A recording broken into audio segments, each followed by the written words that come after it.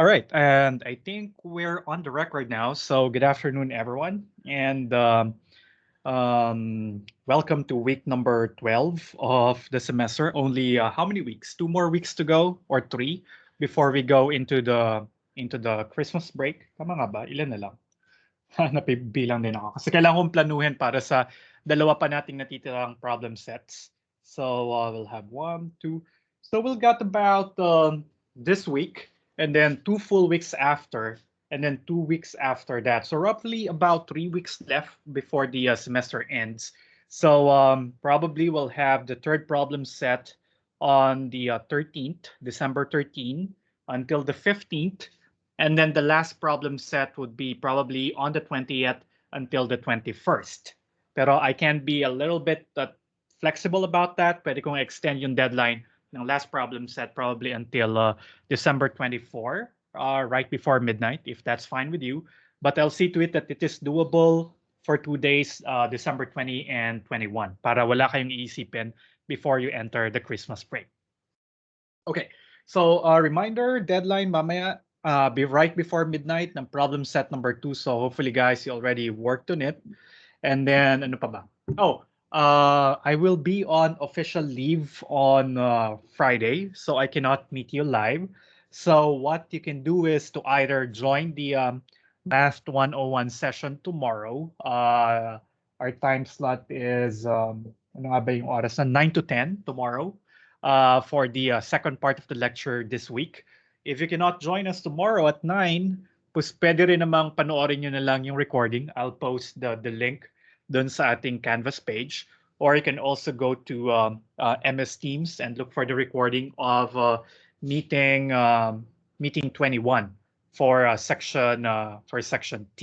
Okay, so join na lang kayo doon, and that will feature the second half of the discussion about this module. Pinakiusapan ko naman yung mga taga section T dahil holiday kahapon na umattend sila ng session today or watch this recording para bukas ang i-discuss ko na yung second half nitong study guide for this week. Okay. Now, the study guide for this week talks about relations and functions. Okay. Oh, still that week, relations and functions. Oh yeah, thank you, Victor, for pointing that out. Yeah, December 2 nga pala yung deadline ng problem set. So sorry kung I triggered some panic buttons there. Deadline ng problem set number 2 ay December 2. So bukas pa nga pala, right before midnight. Thank you, Victor, for that. Okay. So today we'll continue our talk about relations and functions. Pero ang titingnan natin ngayon ay yung konsepto ng functions, their inverses, and composite functions. Okay. And we will cover, I think, pages 44 to 54 of the second volume of the Math 101 Vortex. So let's get going. So last time we talked about relations. Sabi natin ang isang relation ay subset lamang ng A cross B. And then we also talk about equivalence relations, okay? And then you reinforced that discussion during your lab session last Monday. So if you were not able to join your lab classes last Monday, make sure to watch the recording kasi pinag-discuss ko sila ng equivalence relations. Basically, the fact that equivalence relations induces a partitioning of a set and vice versa. Okay, so hindi ko na siya babalikan. So panoorin nyo na lang yung recording ng mga lab classes nyo about that. I'll go directly to functions, and we will see today that functions are just special cases of relations. Okay, so isang function ay isa lamang relation possessing several properties that distinguishes it from other relations. So ang mga functions pa rin, usually denoted by small letters, pero sila ay mga subsets pa rin ng A cross B. So a function f can be thought of as a subset of A cross B. So this is a function from a set A to a set B. So technically, isa siyang relation. Pero anong pinagkaiba niya sa ibang mga relations? Meron siyang mga distinguishing properties. Actually, there are two distinguishing properties, and we can see them in definition 3.2.1. It says here that a function or a mapping, say called little f, from a set X to a set Y is a relation. So relation siya dapat muna kay x to y, meaning it is a subset of a cross y such that the domain of the function f is x itself. So this is a big leap from relations that we talked about last time na ang domain ng isang relation ay set lamang ng lahat ng first components. So it doesn't need to be the entire set X, all right? Sabi natin, a relation from X to Y is a subset of X cross Y. We didn't put any restriction on how big or how many elements of X are used as first components. Pero pag function na siya, dapat ang domain niya ay yung buong set X. So every element of the set X must have served as a first element. Okay? And then there's a more stringent condition. It says here that if you get two ordered pairs, say x comma y and x comma z in the relation f, then that means y must be equal to z. So ibig sabihin, kung parehas sila ng first component, then their second components must also be equal. You can rephrase property number 2 by saying that a function is a relation in which all elements of the first set is in the domain and all of them are exactly one member of the set Y. So pag meron kang isang element X nung domain ng isang function, dapat isa lang yung kapartner niya na element nung set Y. Okay? Or, in other words, it is a set of orders that no two ordered pairs have the same first component. So dapat isa lamang yung nakaka-partner ni set ni element X from the domain. Okay? So essentially, you can rephrase the definition of a function. You can say that the function from a set X to a set Y is a rule which assigns to every element of X. So this phrase here, okay, this takes care of condition number 1. Kasi required na nag-assign tayo ng element ni Y sa bawat isang element ni X. And not just that, that corresponding element of the set Y is unique. Bawat isang element ni X gets a unique element of the set Y. Kasi nga, no two ordered pairs must have the same first component. So to facilitate the discussions, we give special names to the set X and Y. So sabi natin, alam natin, ibabarrow lang natin yung definition ng domain mula sa relations. We say that the set X is the domain of the function f, while Y is called the codomain of f. Okay? So kung meron kang function from X to Y, X is the domain, Y is the codomain. This is a common misconception, especially from undergraduate algebra. Students think that Y is automatically the range. It is not, because we don't know if all elements of Y served as a second component. Okay? Pag tinignan natin yung definition ng range ng isang relation, sabi natin siya lang yung set ng lahat ng second components. So since it is simply a subset of X cross Y, wherein every element of X is mapped to exactly one element of Y, then we are not sure if all elements of Y are mapped to an element of X. So hindi tayo sure na lahat ng mga Y or mga members ni Y ay naging second component. There could be some of them that are not part of the range. Kaya ang tawag natin kay Y ay codomain. Hindi siya yung range, it is a superset of the range, and we call it the codomain. Okay? And then remark number 4 reiterates what is the range of a function. So the range of the function is the image of its domain, represented by f bracket x. So pag meron kang f, tapos ginamit natin ay brackets, tas inside the brackets is a set. Okay? So yung tinatawag na image nung set na yon under F. If the set we put inside the brackets is actually the domain, then this will be the set of all y's such that y is equal to f of x for some x in x.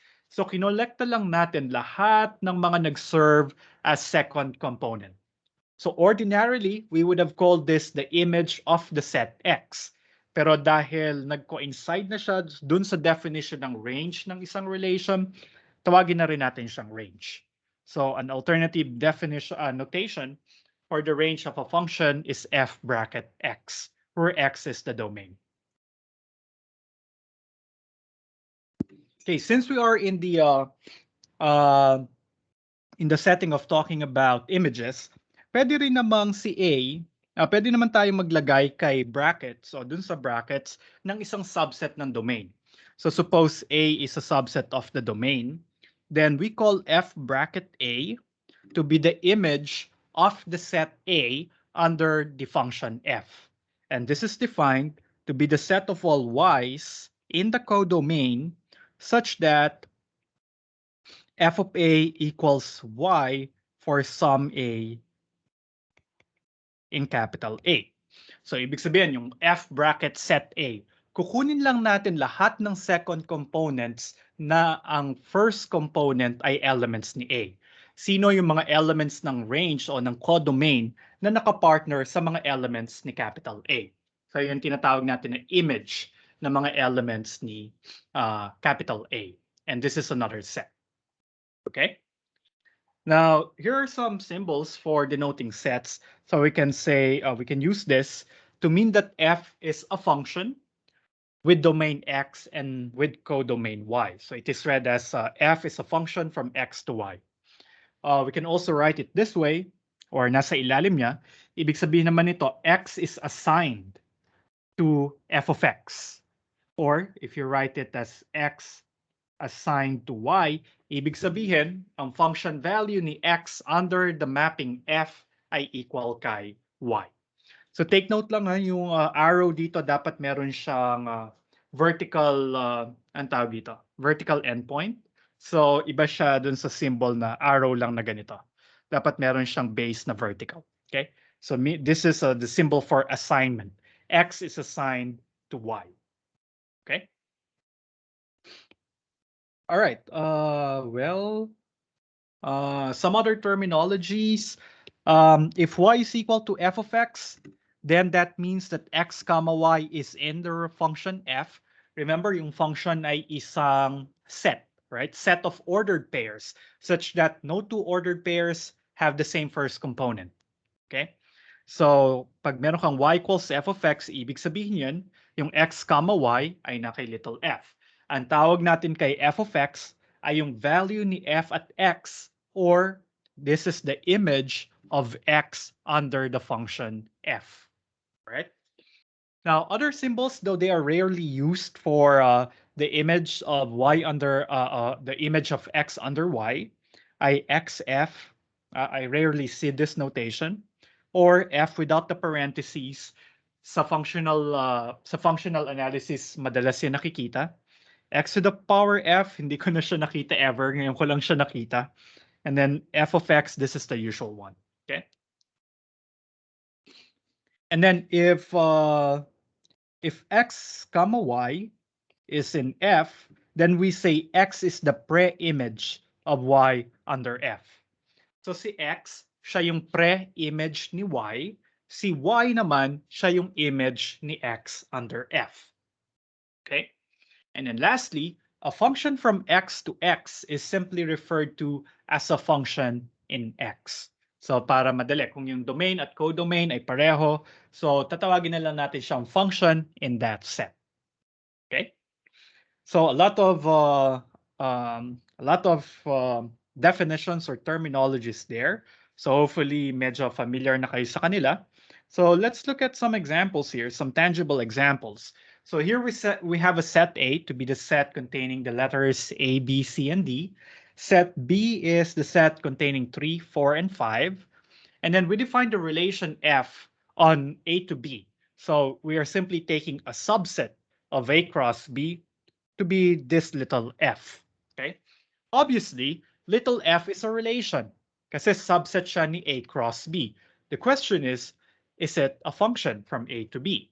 Well, the first thing, dapat muna relation siya. And obviously, we have mentioned that it is a subset of A cross B, therefore, it is a relation from A to B. Now, we want to see na satisfy niya yung distinguishing characteristic ng isang function from all other relations. Okay? First one, ang domain niya dapat ay si set A. If we collect the domain, if we take the domain of the function of the relation f, that means we just need to harvest all those that served as the first component. So first component si A, si B nag-serve din as first component. So lahat ng mga first components, i-harvest ko lang yung set na makukuha ko, siya yung domain. And apparently, the domain of the relation f is actually the set A. So we're halfway done. Satisfy nyo na yung unang condition na dapat ang domain ng function ay yung first set. Okay? Now, the second test would be much more involved. So here we want to show that there are no ordered pairs that have the same first coordinate. Kasi dapat ang isang element ng domain ay na-map lang sa isang element ng codomain. Alright? Then let's check. Using brute force technique, si set A, si element A, ilan yung nakapartner niya? Isa lang. Si 3 lang yung nakapartner niya. Si B, isa lang din yung nakapartner niya, si 4. Si C, isa lang yung nakapartner niya and no one else. So it's okay. Then these only map to the number 5. So therefore, all elements of the domain are mapped to exactly one member of the codomain. So we say that this relation f is indeed a function. Okay? So I hope you are convinced na function talaga siya, ang domain niya as expected ay si A. What is its range? Can somebody give me what the range of the function f is? So you can denote the range by r sub f, or this could be f bracket the domain. Okay. Anyone? Yes, Alyssa? 3, 4, 5 po. Okay, this would be the set 3, 4, 5. Good. Which essentially is also the set B. So it is a case wherein the range is also the codomain B. All right, good. Okay, let's look at exercise 5. So this is a relation. Can you tell me whether it is a function or not? Any volunteer? Function ba yan? Si little f, which is a comma 3, a comma 4, c comma 5, d comma 5.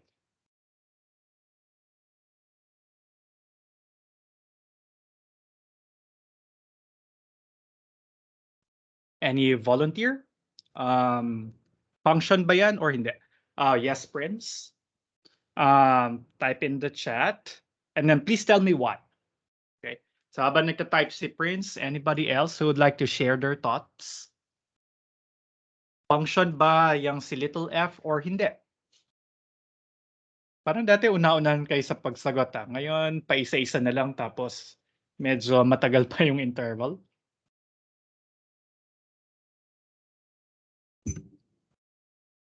Or nagahang ba ako? Kaya late yung mga reactions na nakikita ko.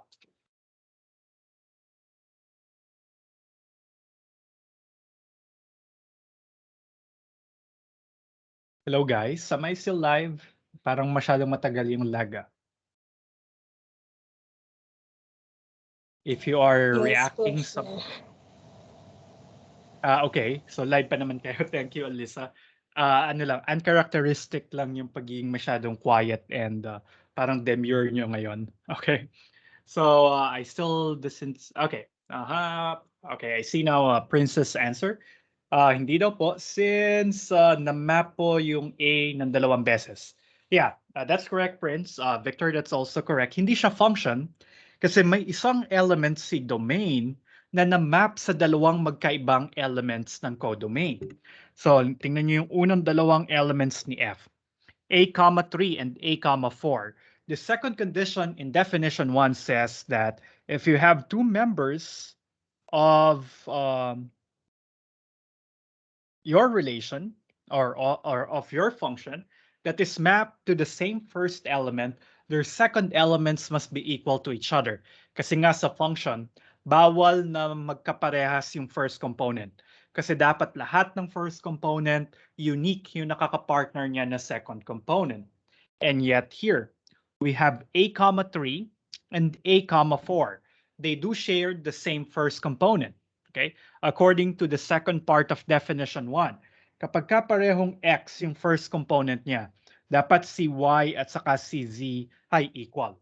But here, 3 is definitely not equal to 4. So this is not a function, right? Because we have found two ordered pairs sharing the same first component. Okay? So yun yung restriction or requirement para maging isang function. Okay? Now, it's actually quite easy to see whether a relation is a function or not if the ordered pairs in the function are listed down explicitly. So kung meron kang listing ng mga ordered pairs na nandun sa relation, madali lang, if not mahaba or matrabaho lang, pero madali lang i-check kung siya ay function or relation. Tingnan nyo lang kung naulit ba yung isang first component. Okay? Now, it might be more difficult because usually in practice, because actually functions or relations are often described by a formula. So, ibibigay sa'yo ano yung kapartner ni x in terms of a function, in terms of a formula involving x to get y. Okay, so that's why we will assert one more requirement or one additional step in checking whether a function is not whether a relation is a function or not, and that is checking if the formula given is well defined. Okay, so when we say well defined, that means if we have an element of the domain, say x, and x can be written in two ways. Halimbawa si x pwede kong ma-represent as x1 and x2. All right? Then dapat yung mako-compute ko na kapartner ni x1 at ni x2 provided x1 and x2 are equal must also be equal. All right? So ibig sabihin kahit paanong beses natin isulat yung isang element ng domain, when we put this inside our formula, we should get the same second component. Okay, yun yung idea ng well-definedness. You represent x in as many ways as you want, all right? As long as equal representations of x must give me the same value for f of x. Okay? So, ibig sabihin, kung si x1 ay equal kay x2, dapat yung f of x1 ay equal rin kay f of x2. And again, this is what we call yung pagiging well-defined ng ating correspondence. Okay?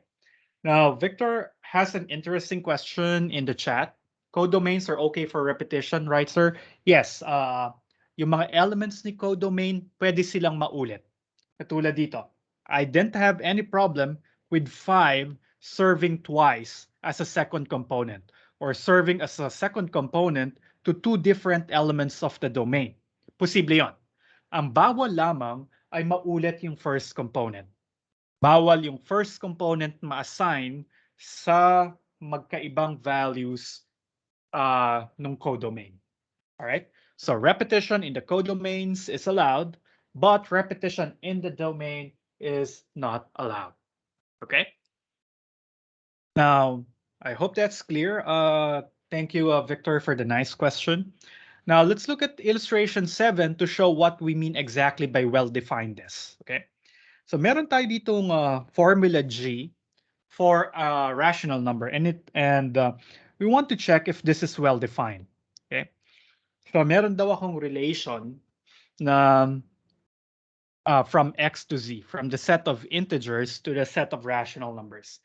And then the formula describing ano dapat yung mga kapartners ng element ni Q ay ganito. Kapag meron akong element ni Q, of course, I can write it as A over B, right? Provided that B is not equal to 0. Halimbawa, ang rule na i-assign ko kay A over B ay dapat maging equal siya sa A plus B. So basically, if you have a fraction, the image of that fraction under the mapping G or under the relation G, dapat ay sum ng numerator at saka denominator. But this won't qualify as a function kasi hindi siya well-defined. Okay?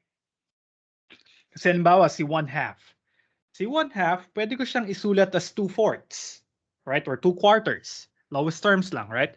Pero pag ito yung ginamit ko para computein yung G of 1/2, ang ibibigay niya sa akin ay 1 plus 2, that's equal to 3. Pero pag ni-represent ko si 1/2 as 2/4, alright, ang magiging image niya na under G ay 2 plus 4, which is equal to 6, which is different from the previous value that we got.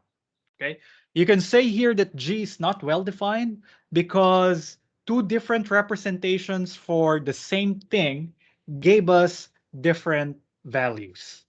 All right. Or you can just say na, sir, hindi nyo naman na-satisfy talaga yung second condition ng pagiging function. Kasi si 1/2, alright, ay na-map kay 3 at saka na-map din kay 6 at the same time. So, under this relation, 1/2 comma 3 is in G as well as 2/4 comma 6. Alright, so hindi talaga siya posible maging function kung titingnan mo yung pagsulat ng mga ordered pairs na nasa kanya. Pero this formula has a greater problem because it is not well defined. Because I can find a different representation for A over B and I will get a different answer. Okay? Now, I don't want to dwell with well-definedness. So you can take a look at illustration 28, illustration 8, all right?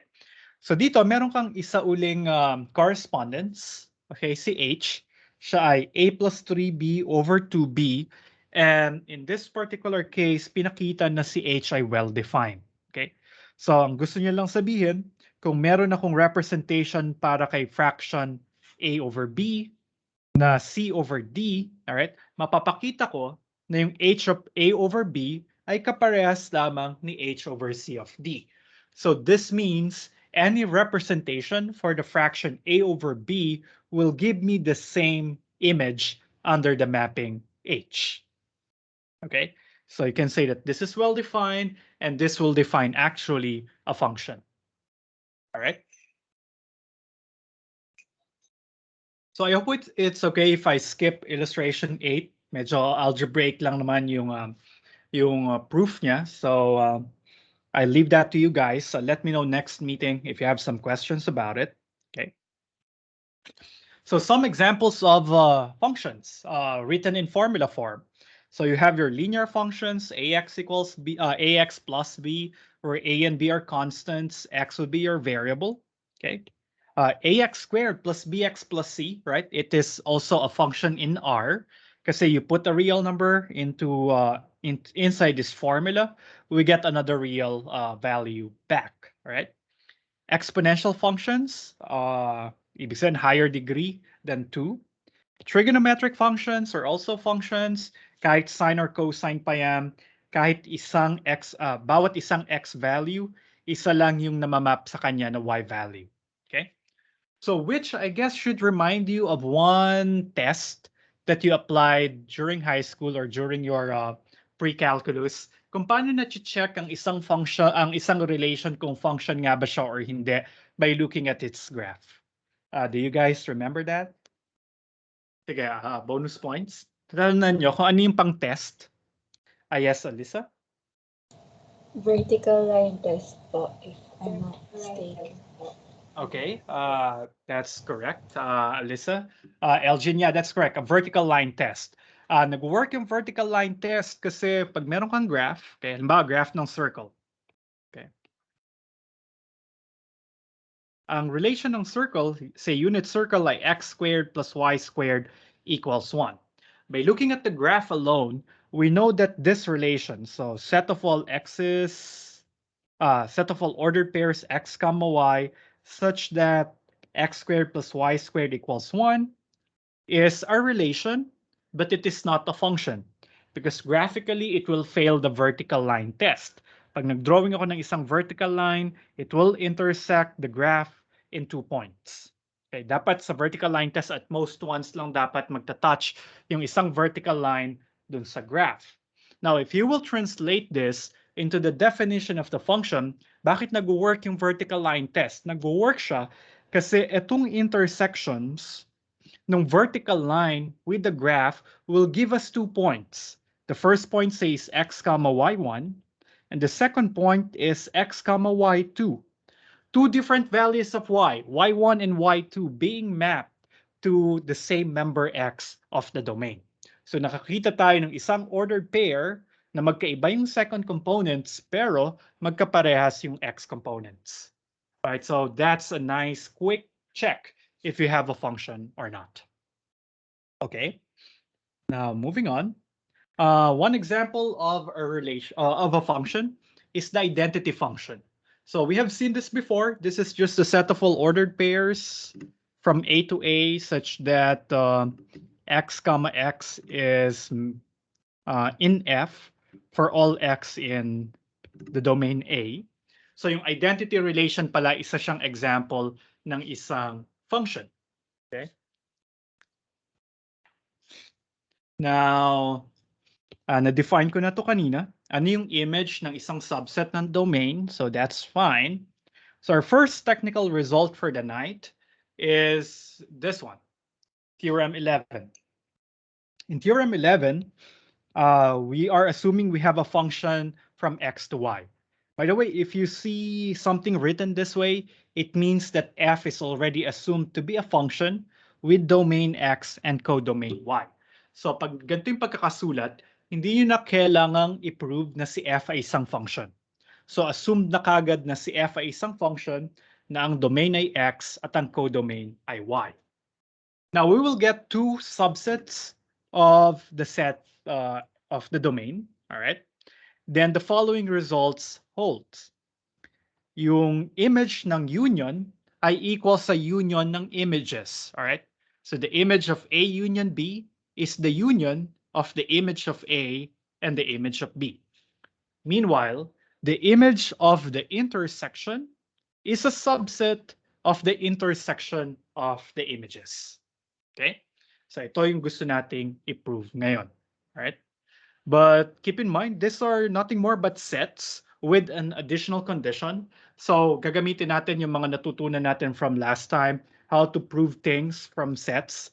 And hopefully, you will demonstrate to me via your problem set na na-master nyo na yung pagpaprove ng statements about sets. In-apply lang natin siya ngayon sa mas specific na klase ng mga sets plus yung mga ideas nyo from logic and methods of proof. Right?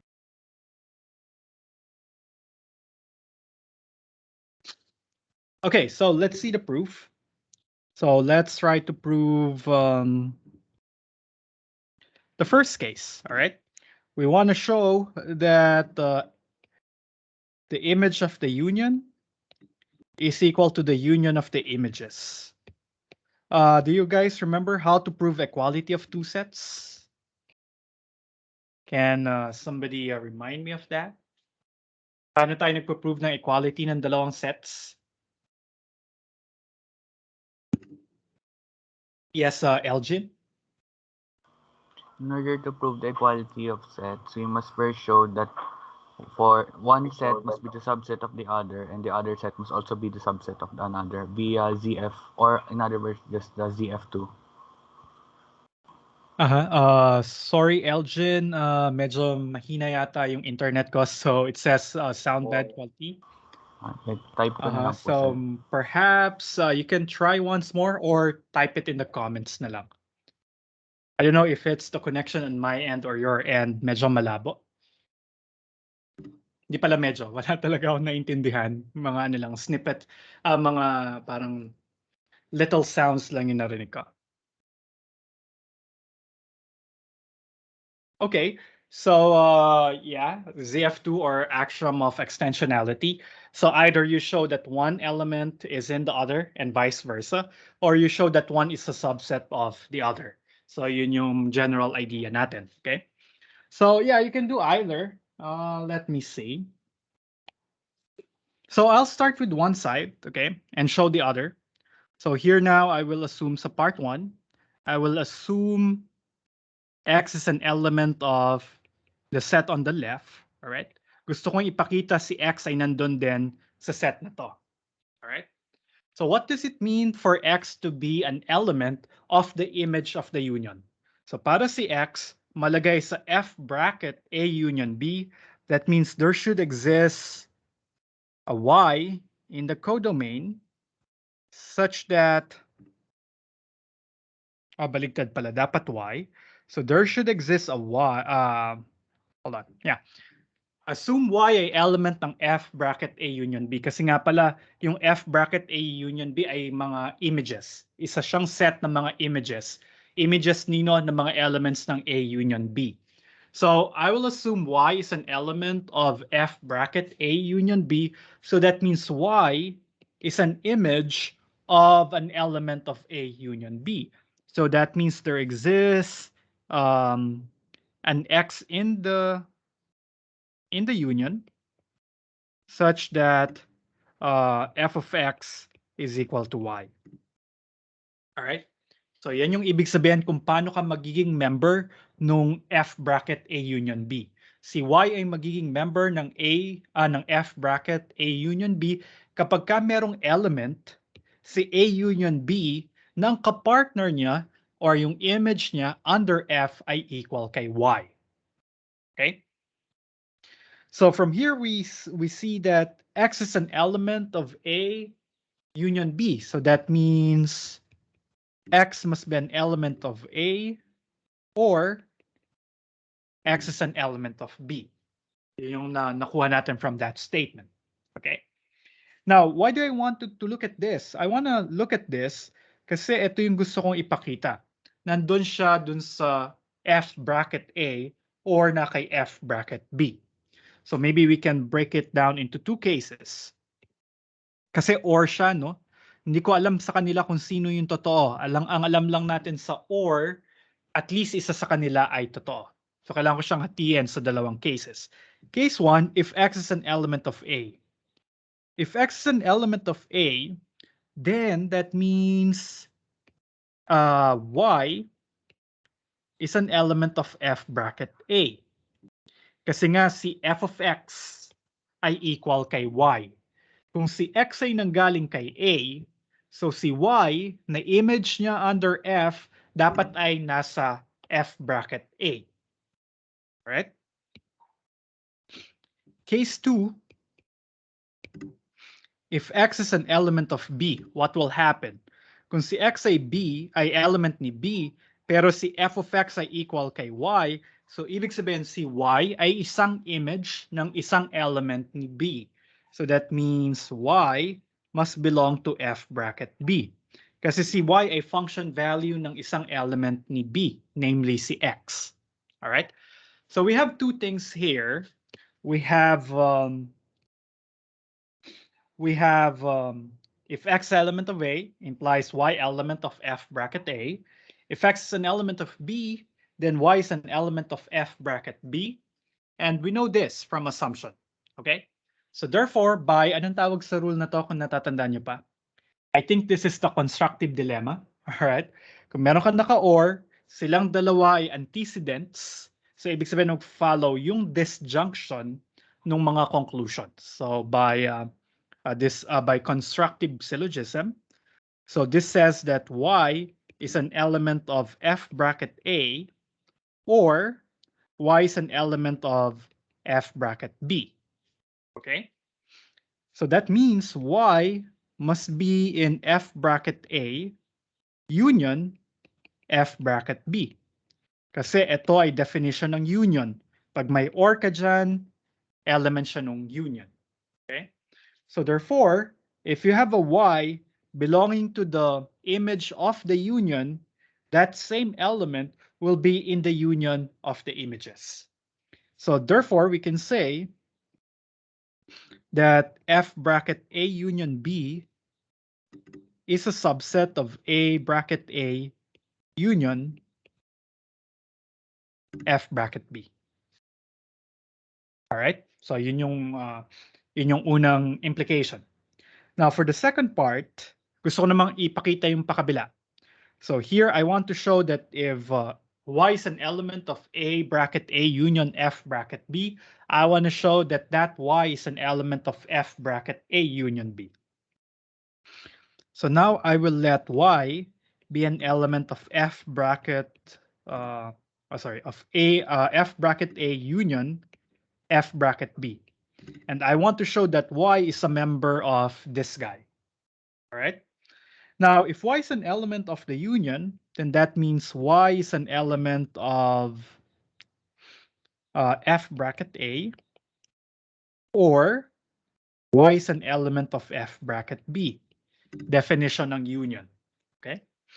Tapos, definition ng Definition ng... Kailangan ko yung union, no? Definition ng pagiging nandun sa image. So therefore, there exists an X and A such that Y equals f of X. Alright? Kailangan ko ba itong hatiin?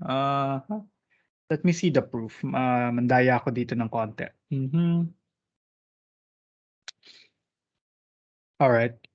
Hinati niya pala ulit sa dalawang cases. So siguro mas organize siya doon. Sundin ko na lang yung nasa vertex. Kasi ang gagawin ko sana ay bubuo ako ng dalawang arbitrary elements ng A at saka ni B. But that might be way too longer than what I needed to do. So again, may dalawang cases na naman tayo. Kasi or na naman yung connective. So now assume case 1. If Y is an element of F bracket A, then there exists an X in A such that Y equals f of X. Okay. And then case 2, if Y is an element of F bracket B, then there exists, what's another letter that's good to use? Probably there exists an R in A, an R in B, such that Y is equal to f of R, right? So definition ng pagiging nasa image, right? So what did we get from this statement? There exists an X in A or there exists an R in B. So therefore, yung i-or ko lang sila. So what I'll get is there exists an X belonging to A or X belonging to B such that Y is equal to f of X. So that means Y, that means X is an element of A union B. And since Y is the image of X and X is known to come from A union B, I can conclude that that Y is in the image of the union. Okay, and that ends the proof. So I can say here, hence F bracket A union B equals F bracket A union F bracket B. End of proof.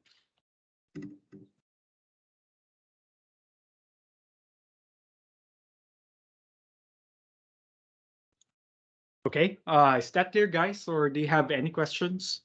Siguro medyo tricky pa siya ngayon tingnan kasi first time yung nakita yung notations ng mga brackets, but I hope it will make sense later after you have appreciated yung definition nung images, okay? But this is straightforward using the definition of the images or the image sets and the union, okay? So yung second part ng theorem is about intersection. Okay? Kaya lang ito mas madali kasi subset lang yung kailangan kong ipakita. Yes, Victor, you have a question? Sir, dun sa last part ng proof mo, sir, union talaga yan, sir? F, an image of, and then A union, B union? Sorry, thank you. Dapat ito ay subset. Yes, sir. Thank you, sir. All right. Thanks, Victor, for pointing that out. Yeah, dapat subset. Sorry, hindi na pala subset. Hence na nga pala to, no? So dapat equal na to. Okay? Napakita na natin kasi subset sila ng isa't isa. So by anti-symmetry of equality of sets, or you can say axiom of extensionality, then okay siya. Napakita na natin na equal yung dalawang sets. Medyo mas madali in theory yung kabila. Kasi isang implication lang yung kailangan nating ipakita, right? Subset lang. So mamaya ipapakita ko kung bakit hindi totoo yung pabaliktad, bakit hindi totoo na si F bracket A intersection B ay superset ni F bracket A intersection F bracket B, but we're sure of the other way around. Okay, so let's try to prove it here. So here we want to show that F bracket A intersection B is a subset of F bracket A intersection F bracket B. Okay. So again, pagpapakita lang na subset. So pagpapakita na subset, you will assume an arbitrary member of the smaller set. And you want to show, using logical arguments, that that element will also belong to this set.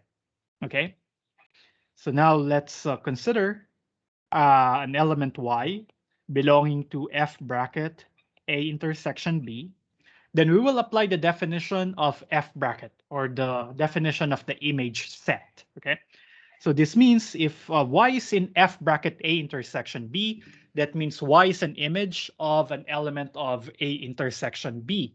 So that means we can find an x belonging to A intersection B such that y is equal to f of x. All right. And from here, we know that x is in the intersection of A and B. So that means x belongs to A and x belongs to B. All right, definition of the intersection of two sets. And now we know that y is equal to f of x, and x is an element of A. So ibig sabihin si y dapat maging member ng f bracket A. Kasi si y ay function value ng isa sa mga members ni capital A. And similarly, since x is an element of capital B at the same time, and y is equal to f of x, then we can say that y is an image of an element of capital B. That makes y an element of f bracket B.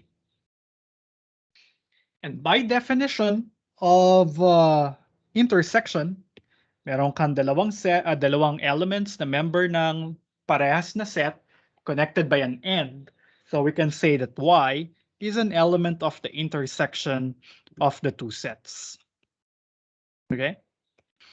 And this means that F bracket A intersection B is a subset of A bracket A intersection F bracket B. Right? And that ends the proof. Okay. Any questions with the proof?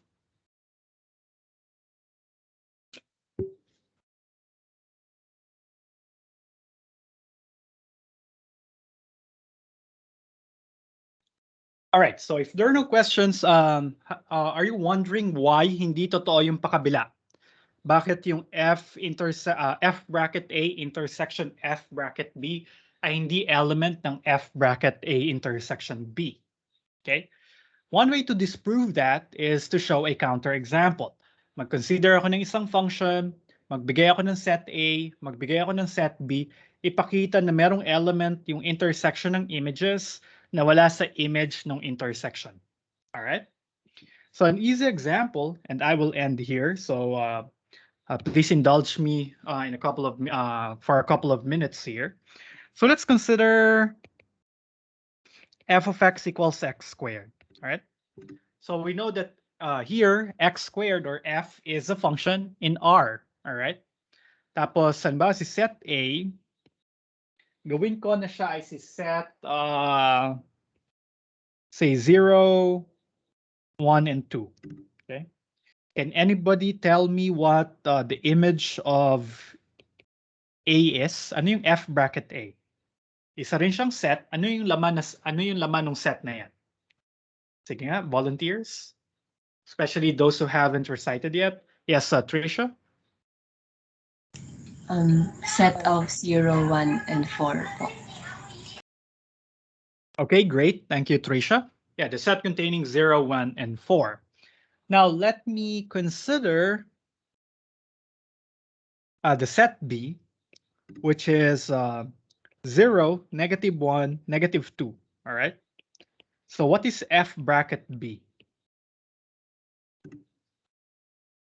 Volunteers? Yes, Kelvin?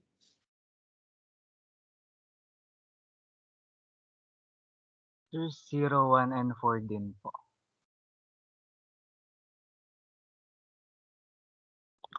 Hello, sir. Rinig po ba? Yeah. Mas okay na ngayon. 0, 1, and 4 din po. Okay, great. 0, 1, and 4. Pinlog in nyo lang yung x dun sa x squared. Tama? So that's right. So what then is f bracket A intersection f bracket B? Exercise on sets. Volunteer. What is the intersection of f bracket A and f bracket B? Nakasagot na si Elgin, nakasagot na si Kelvin. Pero sige, Elgin, wala pa naman iba nagtaas ng kamay. What is the intersection?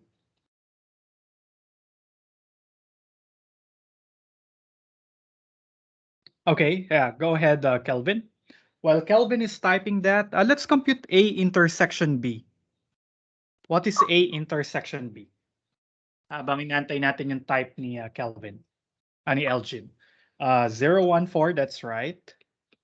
So ang intersection ng F bracket A at F bracket B ay 0, 1, 4. How about A intersection B? Sorry, Kelvin, putol-putol, hindi ko maintindihan. Ay, sir, Okay. A intersection. So, but, Hello po. A intersection B? Hello, yan. A intersection B, hindi po ba 0 lang, sir? Yes, that's correct. A intersection B ay 0. Okay? So, ano yung image ng A intersection B? Sige, ano yung F intersection, image ng A intersection B? Nakuha na natin yung A intersection B ay 0. Yes, Risha? 0 po. Okay, great. Set containing 0. Tapos, makikita natin dito na yung F bracket A intersection F bracket B is not a subset of F bracket A intersection B. Mas malaki yung yung intersection ng images kaysa dun sa image ng intersection. Kaya false yung pakabila. Pero you cannot find any counterexample disproving this kasi na-prove na nga natin siya na totoo siya lagi na yung image ng intersection ay laging subset ng intersection ng images, but the other way around can be disproven using this quick counterexample. Okay, so I think that's all the time we have today. Thank you, Alyssa. I guess you participated in sa A intersection B.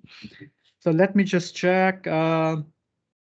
Nakatatlong pages lang ako ngayon. Sorry guys, pero I think that's good. Right. So tomorrow I will discuss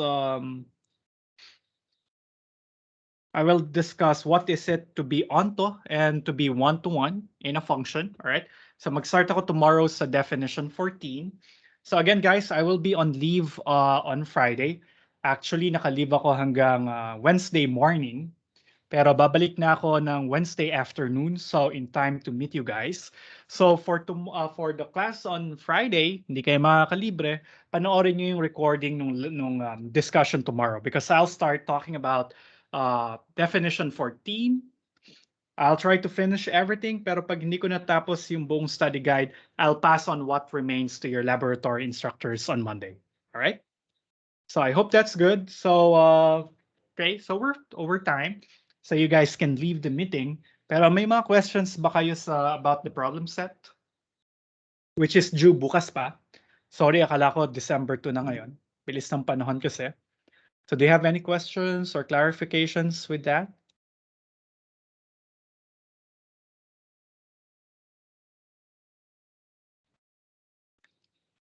Okay. Do I hear a motion to dahil wala naman kayong tanong, no? Do I hear a motion to suspend the submission of all worksheets remaining? Kasi nagbibilang na ako ngayon ng araw. Ay, hindi pa pala. Sa Monday, wala pa kayong worksheet na due on Monday. Tama nga ba? Or meron na rin? Kasi pwede ko nang ipatigil yung pagpapasubmit ng worksheets if you want. But actually, it's a good exercise to try them. So kung itatry nyo naman siya, why not submit it na rin, alright? Para rin na mabasa ng mga lab instructors nyo. But do you think that would be a good idea, or it's better to relieve you of the burden of answering worksheets na lang? Okay, so there's a suggestion na optional na lang. Sige, pag-isipan ko and I'll consult your lab instructors. I'll tell you the burden. I'll tell you the verdict probably next week. Yung answer key. Ano pang kulang ko na answer key? Kaka-upload ko lang kahapon ng worksheet 7 and 8 yata. So, may natapos na ba na worksheet after that? Okay, I'll check later and I'll upload the necessary answer keys. Kompleto na naman yata yung answer keys sa akin. So, is-save as PDF ko na lang tapos i-upload ko sa Canvas. Actually, I can upload everything now. So, or later pala. Sige, bago ako magbakasyon ng weekend. Hindi pala, mahaba-haba pala yung bakasyon ko. Magbabakasyon ako simula Friday hanggang Wednesday morning. So, yeah. Upload ko na lang din lahat ng answer keys na meron ako so far. Alright? Pero, yan. What else? Any other concerns? So kung wala na, thank you guys for coming today. And then let's see each other live on Wednesday next week. Pero you can also join me tomorrow in Section T's lecture. Bye, guys.